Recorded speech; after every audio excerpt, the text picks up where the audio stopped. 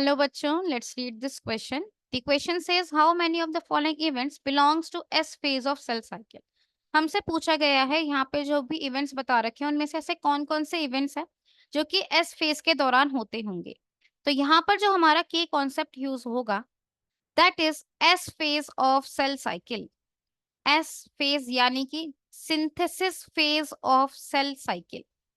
ध्यान रखेंगे एक बात, जो हमारी सेल साइकिल होती है उस सेल साइकिल को आप बेसिकली टू फेजेस में डिवाइड करते हो।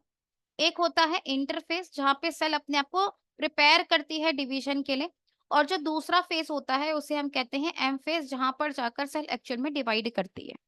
तो अगर हम इंटरफेस की बात करते हैं तो इंटरफेस को प्रिपरेटरी फेज भी कह सकते हो, क्योंकि यहाँ पे सेल अपने आप को प्रिपेयर करती है डिवीजन के लिए।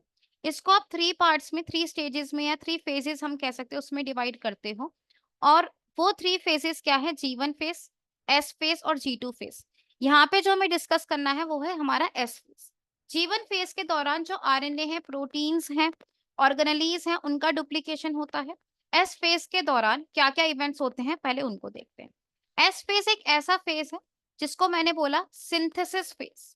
इस सिंथेसिस फेज में किस चीज का सिंथेसिस होगा, किस चीज का डुप्लीकेशन होगा, अब उसे देखते हैं। ये जो हमारा सिंथेसिस फेज है, यहाँ पर जो डीएनए रेप्लिकेशन है, डीएनए रेप्लिकेशन मतलब एक ऐसा प्रोसेस जहां पे डीएनए अपनी कॉपी बनाता है, उसकी शुरुआत हो जाती है। और उसके बाद अल्टीमेटली डीएनए रेप्लिकेशन का जो प्रोसेस है वो कंप्लीट भी हो जाता है, यानी कि डीएनए अपनी कॉपी बना लेगा। जब डीएनए का रेप्लिकेशन कंप्लीट हो जाएगा तो यहाँ पर जो अमाउंट ऑफ डीएनए है, अमाउंट ऑफ डीएनए है पर सेल, वो क्या हो जाएगा? That will double. क्या हो जाएगा? वो डबल हो जाएगा। So the amount of DNA double. अगर हम थर्ड चीज देखें तो और क्या होगा यहाँ पर? अगर हम यहाँ पे देखें तो इस दौरान जो सेंट्रियोल्स हैं उनका डुप्लीकेशन होता है। जो आपके सेंट्रोसोम्स हैं उनका डुप्लीकेशन होगा इस दौरान। और जो फोर्थ चीज आपको याद रखनी है वो क्या है, जो कई बार क्वेश्चन में पूछा भी जाता है। एस फेज के दौरान अमाउंट ऑफ डीएनए तो डबल हो रहा है, लेकिन जो क्रोमोसोम का नंबर होता है वो हमेशा सेम रहता है। So the chromosome number remains same. अगर मान लीजिए एस फेज से पहले जो नंबर ऑफ क्रोमोसोम्स है वो 23 थे, तो आफ्टर एस फेज जो नंबर ऑफ क्रोमोसोम्स है वो 23 ही रहेंगे।